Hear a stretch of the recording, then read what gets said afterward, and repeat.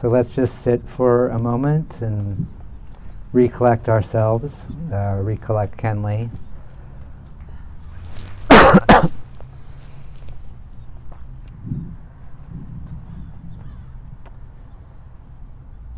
Breathing in, I'm aware of my body.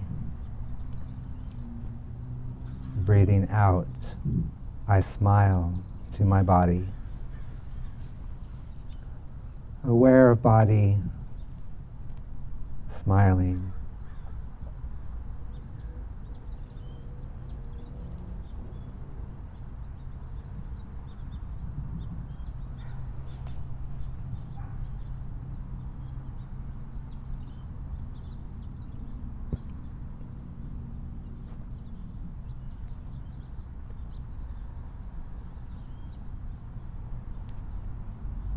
Breathing in, I know I am breathing in.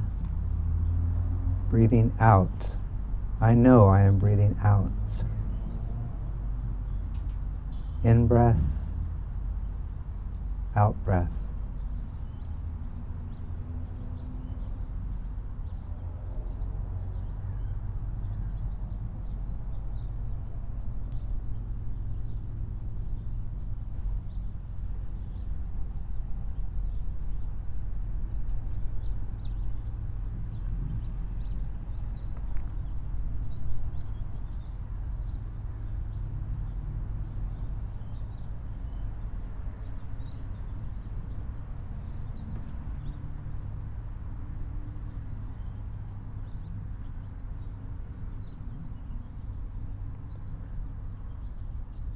Breathing in, I am aware of the cool morning air.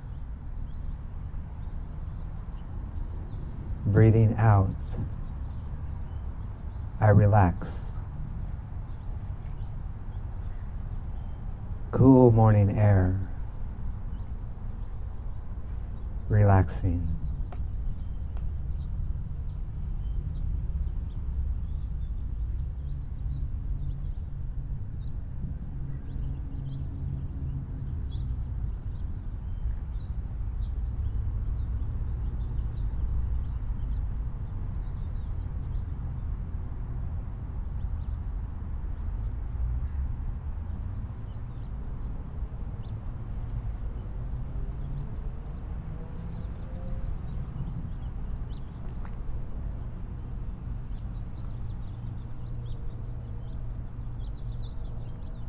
Breathing in, I am aware of the afternoon and evening, weather and air. Breathing out, I enjoy the afternoon or evening weather. Aware of weather, enjoying.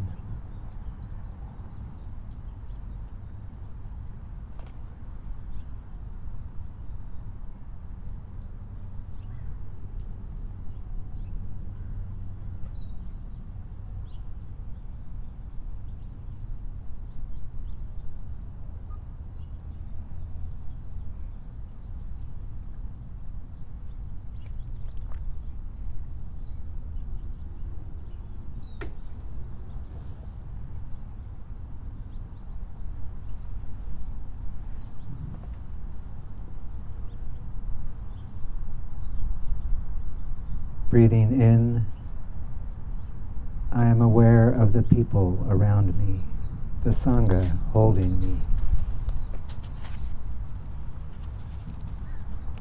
Breathing out, I feel at ease,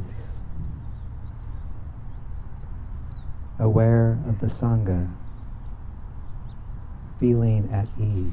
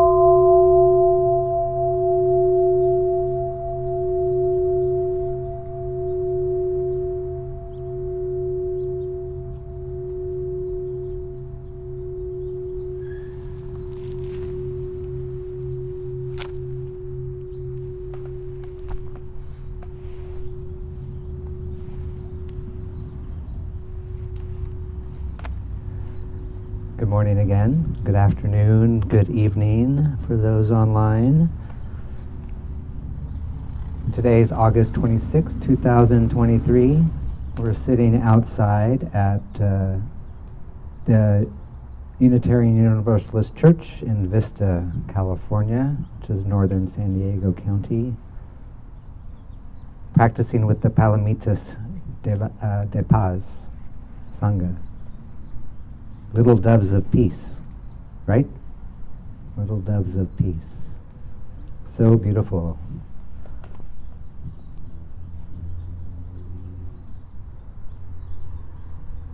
I'm not sure English could be a beautiful like that.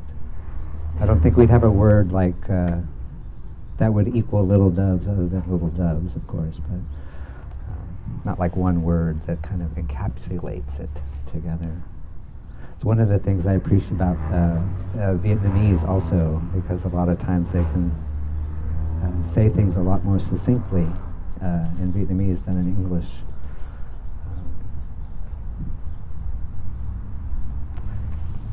So this Dharma talk is brought to you by ChatGTP and Kenley. We recently purchased a license for ChatGTP at the monastery to do some translation work, but it does a lot more. So I'm just kidding. I'm not. I didn't use it. I barely have notes for myself, much less using a tool that would write it out for me. Just wouldn't. It wouldn't work very well for me.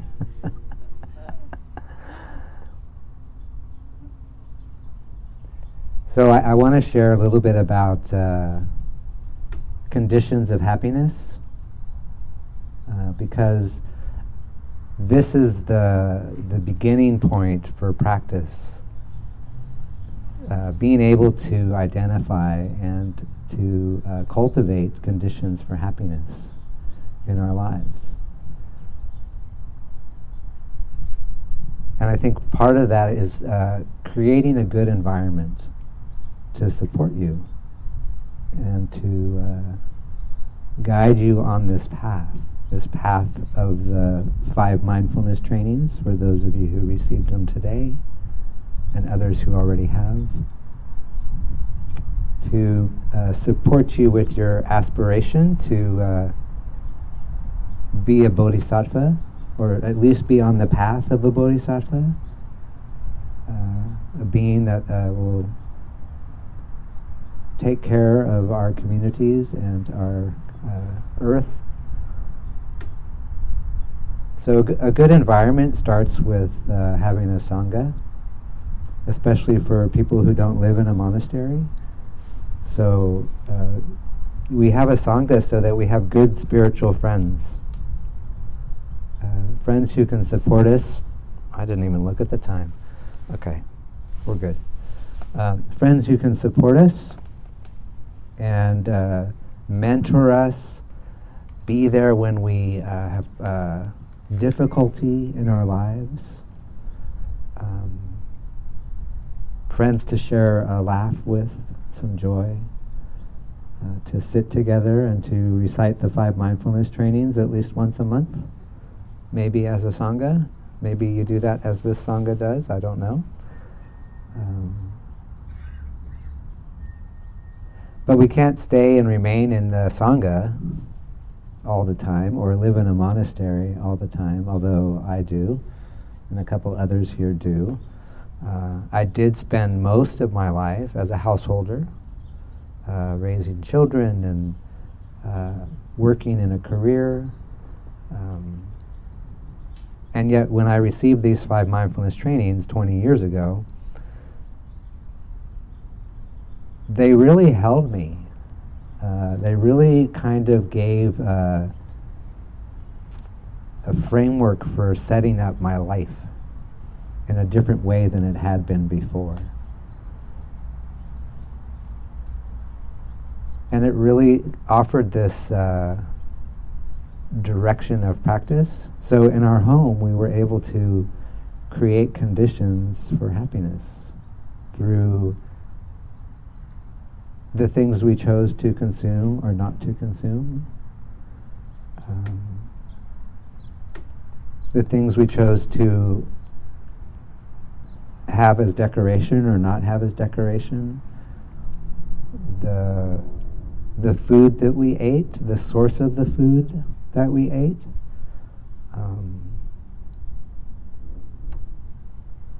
And even in the work environment, we can create those conditions of happiness as well, because we can set up our offices, if we work in an office, in such a way that it's a container of practice. So I did work in an office, and I did meet with many people. Most of my job was meetings, and just how I arranged things in the room reminded me of practice, and it also supported me to be present for other people. So like my computer screen wasn't where I could see it and the person who's seeing me. So like my computer screen was behind me or beside me, so that when a person was there talking to me, I was not distracted by the screen. So this is what I mean by creating conditions of happiness, creating conditions of practice, so that we can incorporate it into our lives everywhere we are. So these 5 mindfulness trainings truly are the path of a bodhisattva. When these were rewritten in 2008, somewhere around there, 9, they were rewritten by the sangha, not by Thai, but by the sangha, at Plum Village, with lay and monastic participation, because this is for the Fourfold Sangha. And with the changes that occurred then, the trainings became quite full. They became quite inclusive of the entirety of this practice. Everything about this practice is contained in those 5 mindfulness trainings.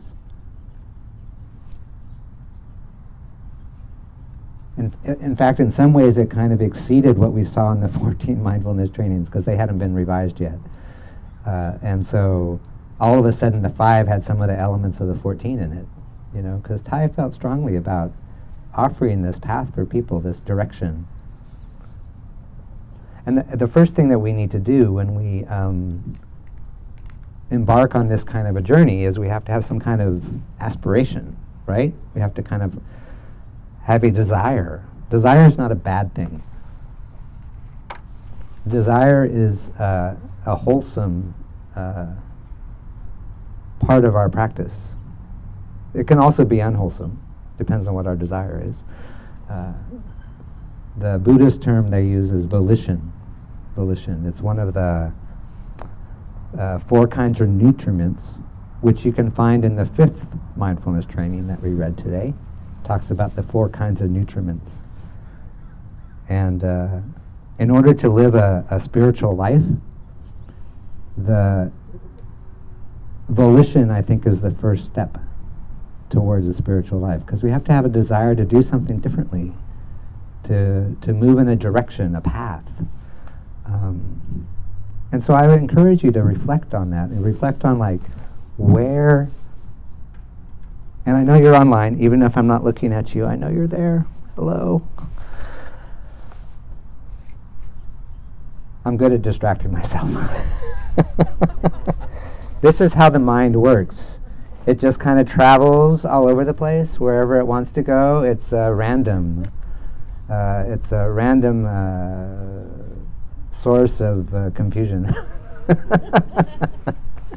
But mindfulness practice is the ability to recognize that for what it is. And more importantly, to not judge it. It just is what it is. My mind went somewhere, and there it went, and I can criticize myself for losing my train of thought and make myself feel bad, but it wasn't something that I had a complete control over. It kind of went there on its own, and why should I criticize myself for that? But instead, I acknowledge it, I laugh at it, and we move on. So anyway, volition, that's our deepest desire, our deepest desire. And I would encourage you to reflect. See, that's what I was saying. I encourage you to reflect on where that seed of desire came from and when in your life. When do you think that you had that seed of, you didn't call it a bodhisattva path, but maybe the seed of a spiritual way of living? It might have been that. For me, I'm not from San Diego County. I grew up in the Central Valley of California. But when I was 20, I went to Palomar College, which is just down the road from here. And I say I went there, I don't know if I was a student there. I was quite involved with other recreational activities that were not conducive to learning. But they were conducive to shutting up my mind. Anyway, I do recall one class. I took a world religions class when I was there. And it was sort of my first encounter with Buddhism, because I had grown up as a Christian and in California, and I had not had much exposure to Buddhism. So it kind of planted a seed. It might have been there already, but it kind of planted a seed for me about, oh, Buddhism, that's interesting. Maybe there's something there. I was curious. I was curious about it. And I didn't revisit it again for, it was about 7 years. So I was 27. And when I was 27, I was living about 3 blocks from the San Francisco Zen Center. And I had been participating in a 12-step recovery program. And one of their steps has to do with meditation. So it's like, okay, I want to find out about meditation. So this was my volition, right? It's starting to grow a little bit on my spiritual life. Volition. So it's one of the 4 kinds of nutriments. So how do I water this volition, right? I'm like, oh, I'll go to the San Francisco Zen Center and I'll see what meditation's about, right? So I went there, and I went twice. I gave it 2 shots, and it was not for me. It was a little bit too like the church I grew up in. So I was like, no, this isn't going to work. But I wanted to meditate, and so I read one of Ty's books right around there, and I just started meditating, and I created a little space in our flat in San Francisco where I could sit each day before work, and I couldn't even sit 5 minutes. It was awful. And I was judgy. I judged myself. I was like, 5 minutes is so long, and I'm doing it wrong, so on and so forth. So this is our mindfulness practice, is to learn how to work with those mental formations, those ideas about what we think our practice should look like. And of course, I didn't know anything at that time. I was 27. I didn't know anything about meditation other than what I read in a book. And I went and saw Thai in the sangha the year later in Oakland, and I was like, wow, these guys got it. And I was like, this feels way better. I mean, they had Wavy Gravy there, and Jerry Brown was there. I was like, this is cool. I like this community, So I learned a little bit more about sitting, but I did not hear anything about sangha.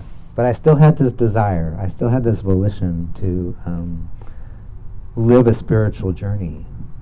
So I continued to water that. I continued to cultivate that through my meditation practice, through reading more books, through sitting on my own without a sangha, on my own.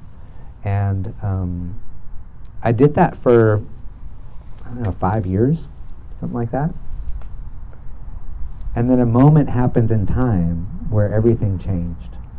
There was like this transformative moment in time. And for many of you, you may have had the same transformative moment, but for me, it was a very spiritual moment. And that was September 11th. And that was a very spiritual moment for me because I woke up. And when we talk about being a Buddhist or practicing Buddhism, it's about waking up. I woke up and I was like, Kenley, you've wanted this all these years, but you're not practicing with a sangha. You're not helping it grow more. And so this desire, this volition, our deepest desire, I wanted to do more. I wanted to have community. We needed to connect together as people, especially when everyone is so angry. Everyone was angry. And Ty's book, Anger, came out that year, and I had just read it, and I went and saw Ty speak in Berkeley right then, and just all these kind of like things came together at once. And there was no sangha where I lived, and this is important for those of you who have received the 5 mindfulness trainings today. And if you don't have a sangha where you live, start one. If you don't hear anything else today, start one. Because I waited too long. Well, no, I can't say that because that's judgy. But I waited longer than I needed to, right? I could have learned that lesson sooner, but I didn't. So I started a sangha right away. I went back to Fresno where I was living at the time. I think I was in Fresno. Yeah, Fresno. And the Mindfulness Bell, which was the magazine for our community, had like this call-in thing for other people who are in your area. It's like a ads wanted thing, where you could find other practitioners that were interested in being with sangha. And there's a name for that. I forget what it's called. Yeah, it's classified, but I think it has a more special name than that. Anyway, I called and I got this other woman's name. She lived in Fresno and she wanted to start a sangha. I called her up on the phone. I said, "Hey, you want to start a sangha?" She said, "Yeah, let's do it." So we picked a day, we picked a time, and we started sitting together once a week. Boom, done. Right? And then we had a few more people come and a few more people, and it just kind of grew from there. And then I was like, okay, I got to go to Deer Park. So I came to Deer Park. And I came here a few times before I received the 5 mindfulness trainings, but I took the 5 mindfulness trainings at Deer Park. And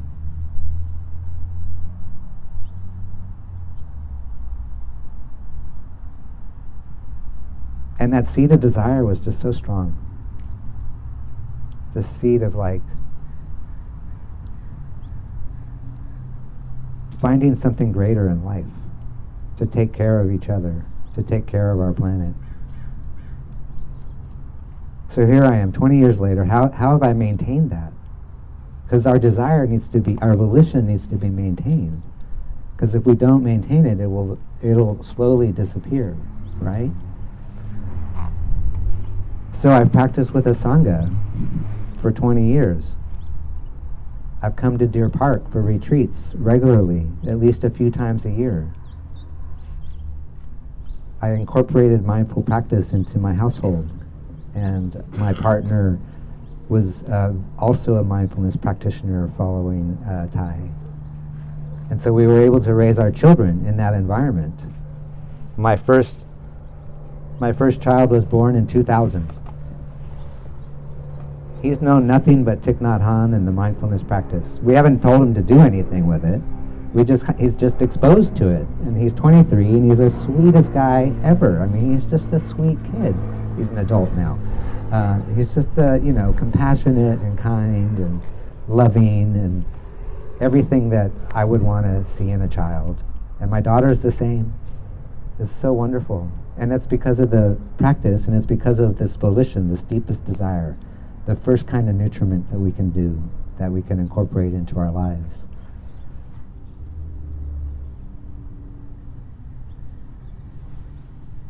And I always wanted to live in community, but I never saw a way to do that. And my partner and I we had tried a number of different ideas, but nothing ever came to fruition. And everything kind of changed with COVID, and I changed everything in my life for the better. And I do live at Deer Park, and I've been living there for 3 years, and it has helped me to maintain this desire, this volition about bodhisattva path. And a recent book was released of Thai's writings that was only available in Vietnamese. It's called The Path of the Bodhisattva. Wonderful book. And I read it, and I'm like, oh, I went judgy right away. I was like, oh, I'm such a bad bodhisattva. There's just so much there, and I'm like, oh my, there's no way. I can't do that. Yeah. So anyway, we set high standards for ourselves sometimes. Anyway, so the other kinds of nutriments that we have, the 4 kinds of nutriments are volition, sense impressions, edible foods, and consciousness. So consciousness is something we can gather here. This is collective consciousness, that we're creating this consciousness here of the 30 people that are here and the 30 or 40 that are online. This is a collective consciousness of practice, right? And so we can help expand this, right? So we can this can be our edible, this can be our nutriment. This is a nutriment, right? The collective consciousness is a nutriment. And it waters our own individual consciousness in a way that helps us to practice those 5 mindfulness trainings. And then from there we can go to sense impressions and edible foods. Now everyone probably can figure out edible foods. It's quite simple. But sense impressions is like, what we receive, right? Or what we see, what we hear, what we watch, what we listen to, the conversations that we have, the arguments, the books that we read, the music we listen to. All this stuff is a sense impression that enters into our body, and it's food. It's feeding us. It's feeding us something, right? And some of it's going to feed us something wonderful, like listening to a Dharma talk, maybe not mine, but to Thai's Dharma talks. It's going to feed you, it's going to nourish you, right, by the sounds that you're hearing. So creating these conditions of happiness, we can return to how are we feeding ourselves with our consciousness, our volition, our sense impressions. And if we do consume things that are difficult or that we can't avoid, like sometimes you just can't avoid violence on the street when you're just driving down the road. But if something violent occurs in the world or in our community, we can see that maybe one time, but we don't need to see it again, because then you're continuing to water that sense impression into your consciousness, and it's not helping you. It's like when these young men are, these young black men who are killed by law enforcement.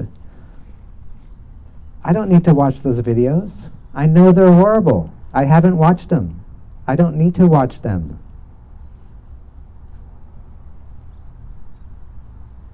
And people watch them over and over again. It's like, what are you doing? Right? So we have to think about like how we're consuming content. That's a librarian word, content. How we're consuming content into our consciousness and what it's affecting us, how it's affecting us. I love Star Wars. I'm going to watch Star Wars. It's violent. But I'm okay with that, you know? Like the new TV show Ashoka, just came out this week, by the way, new Star Wars show. Yeah, it's got some sword fighting and stuff like that. It's fun, right? So as I consume that, I need to be aware of what it may be doing to my consciousness. So I'm not saying like, don't do this, don't do that. It's more about like awareness. So when you look at the When you look at the 14 mindfulness trainings, even I think all the 5, right? They all start with aware of. So this awareness, mere recognition, is a very foundational Buddhist practice. Mere recognition, just to recognize it and to name it, is how we take care of things. That's our mindfulness practice. And I don't think I need to talk about edible foods, but it's what you eat. You can decide for yourself what feels appropriate in the food realm.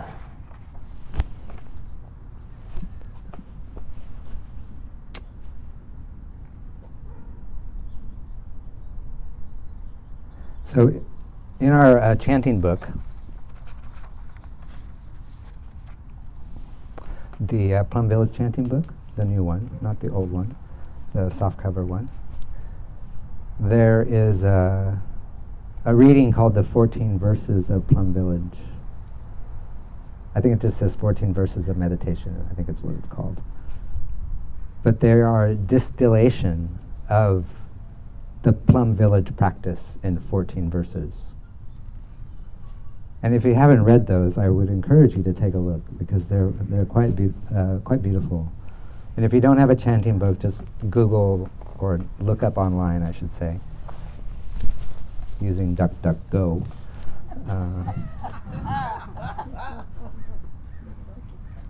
14 Verses of Plum Village. Just search for that, and it should show up. Anyway, the 6th and the 7th one kind of caught my attention recently. So I'm gonna read number 6 first. Looking deeply into the heart of reality to see the true nature of things. Practicing vipashyana enables me to let go of everything I am searching for, my desires and my fears. Looking deeply into the heart of reality to see the true nature of things. That's a big ask, right? To actually see the true nature of things. And don't get caught on the word things. It could be people, okay? But things is a great place to start, right? And that we practice it through meditation and through looking deeply. Vipassana is looking deeply.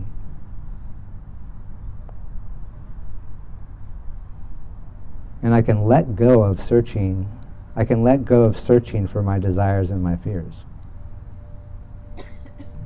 Let go of everything. Anybody been able to let go of everything? Oh yeah. Yeah. But here it says, it enables us to let go of everything. Wow. That's the freedom, right? That's the path of practice, to be able to let go of everything. And I think we might get caught on the idea of let go of everything as actually kind of a physical letting go.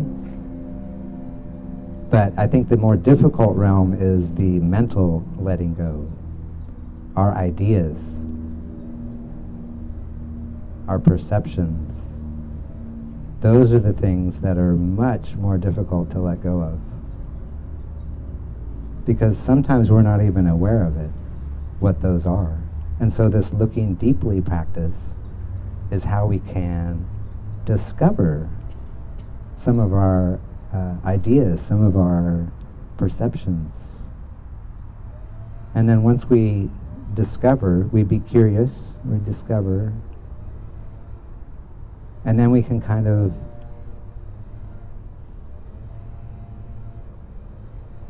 name it for what it is and make an effort to transform it. And through that transformation, we can let go of it. Doesn't mean it won't arise again, because it will, because these things are deep.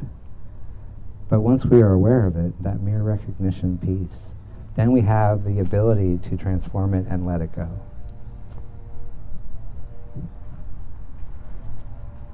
So when I moved, so I grew up in Fresno, California, from the age 7 on.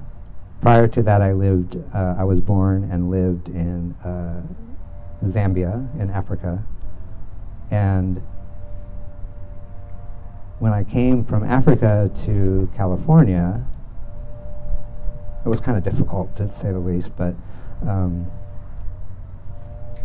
I was living in a neighborhood where there were a lot of Mexican gangs.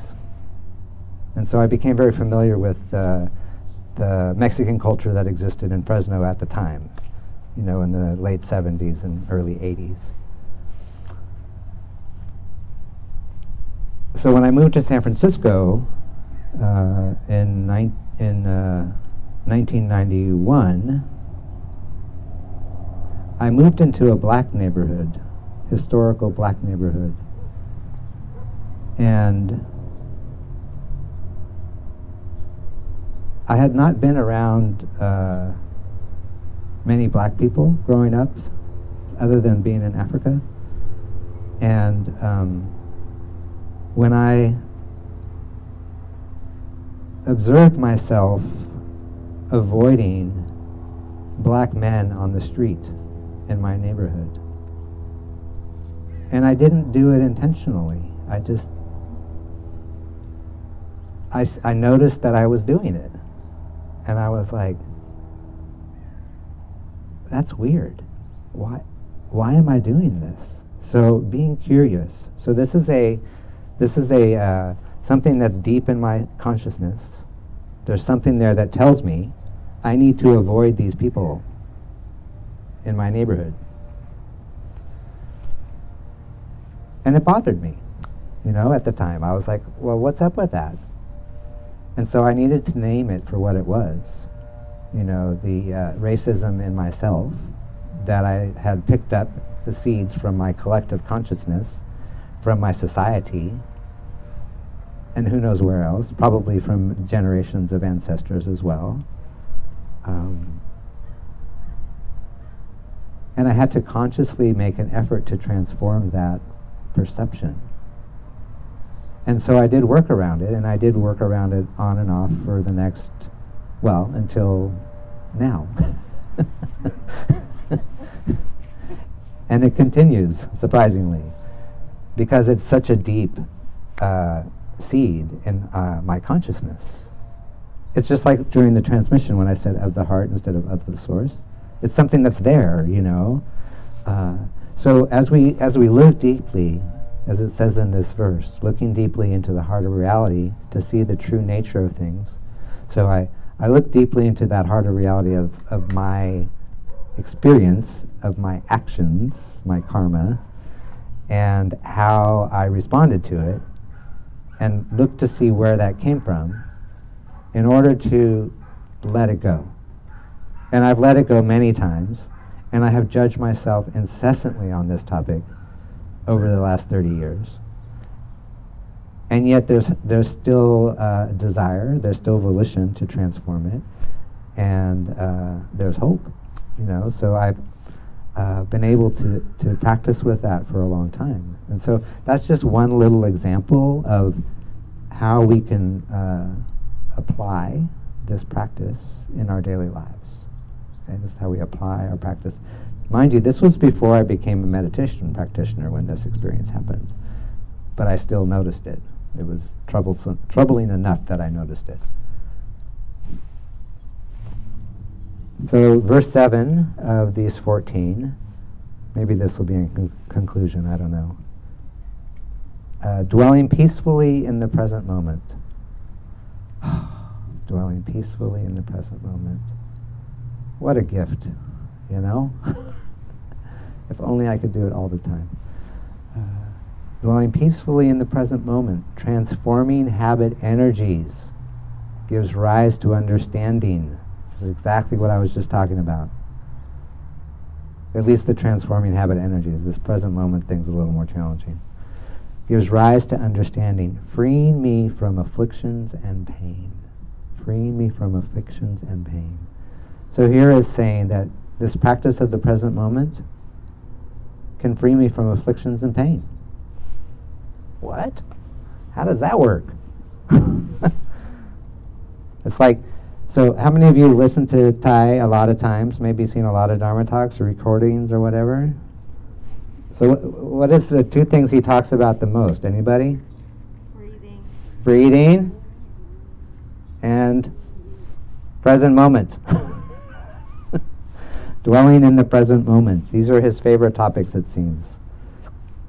The only way I can dwell peacefully in the present moment is to follow my breathing and to allow myself to be aware of what's in the present moment. And perhaps it's just my in-breath and my out-breath. But if we stop long enough, we might also be aware of what else is present, the person next to me, the birds chirping, and so on.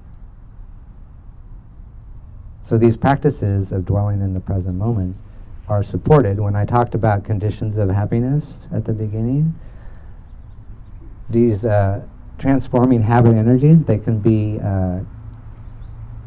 conducted through other verses. They're called gathas in our practice community. So there's a whole book of them, but these gathas, these verses, are little sentences that help us dwell peacefully in the present moment. So they have little ones like, waking up this morning I smile, 24 brand new hours before me. I vow to live fully in the present moment, maybe? I don't know. I only know it when I'm waking up at 5 a.m. But training yourself to memorize these. You know, there's a brushing your teeth one, there's one for walking across the floor, there's one for turning on the water, there's one for washing dishes, there's one for washing vegetables. And they're all designed to kind of help you return to the present moment so that you can transform your habit energies. And your habit energies are what keeps you distracted, keeps you not in the present moment. The habit energies help you do more than one thing at once, like think about how you're going to solve that mathematical problem while you're washing the dishes, you know, something like that. But then through this, you learn to have some understanding. So like in my story with the young men in my neighborhood, I was able to deepen my understanding, not only of my own psyche, but also of the young men in my neighborhood, to understand where and how the society in which they live. And then this frees me from afflictions and pain. Frees me from afflictions and pain. So again, we get to practice in a way that we can move in the direction of freedom. So these are just two of the verses from the 14 verses. And they're all like this. They're all just like this compact, like how to live. Like the 5 mindfulness trainings, right? So I just encourage you as you practice this path, whether you took the 5 or didn't take the 5, that somewhere in you there's some volition for a spiritual way of living. Otherwise you wouldn't be here in the first place, I don't think. I mean, I could be wrong.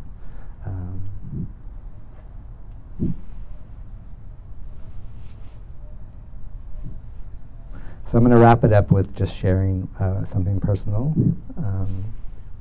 When I received the 14 mindfulness trainings and became an order member, that was in 2005, 2 years after I took the 5 mindfulness trainings.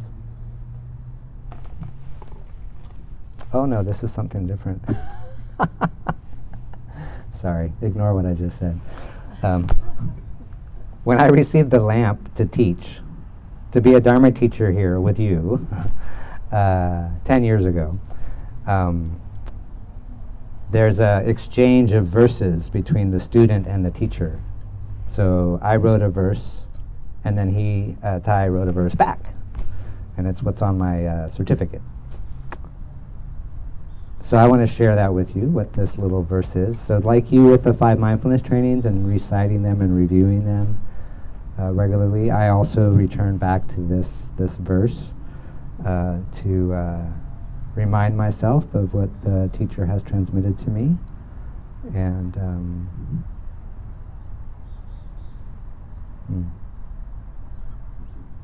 I just enjoyed looking at it. So it says, mindfulness and concentration diligently maintained give birth to joy and happiness. However many afflictions there may be, all there is now is true peace. This wondrously pure lotus blossom is born from the mud.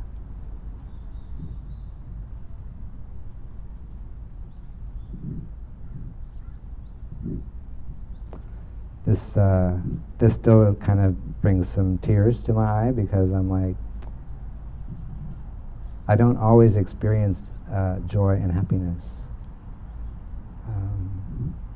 But here, Thai tells me, with mindfulness and concentration, I can have joy and happiness. And then there's this recognition of my afflictions. I have so many afflictions. I had so many afflictions. Some very difficult afflictions, even in recent years. And here is saying, it's okay. You can have afflictions. You don't have to be perfect, because this spiritual life is born from that mud. This spiritual life comes from my afflictions, because we can't have one without the other.